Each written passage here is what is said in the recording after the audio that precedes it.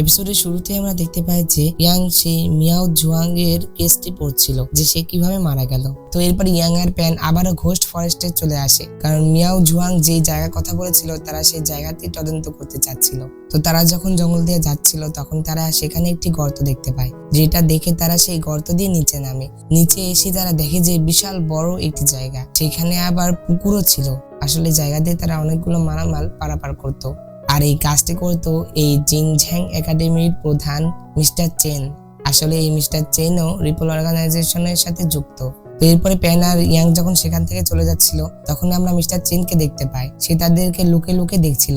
আর তিনি বলেন যে, মিস্টার প্যান, আপনি কি মামলাটি উল্টে দিতে পছন্দ করেন না? ভৌতিক অগ্নিকাণ্ডের ঘটনায় আরো একটি মৃত্যু যোগ হবে। অর্থাৎ সে প্যানকে মারার কথা বলছিল। তো এরপরে তারা যখন জঙ্গল দিয়ে আবারও যাচ্ছিল তখন তারা সেখানে একটি বক্স দেখতে পায়। যখন তারা সেই বক্সটি ওপেন করে তখন সেখানে অনেকগুলো কালো কিছু একটা বের হয়। তখন প্যান তার তলোয়ার দিয়ে সেগুলোকে সেখান থেকে তাড়িয়ে দেয়। আর এটি দেখে ইয়াং বলে যে এটা তো শ্যানিয়ানের ওয়ানমিং বাঘ। আর তখন ইয়াং খেয়াল করে যে এটি প্যানকে কামড় মেরেছে।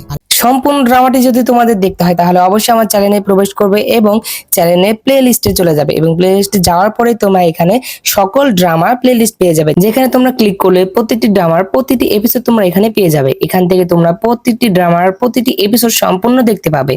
ধন্যবাদ।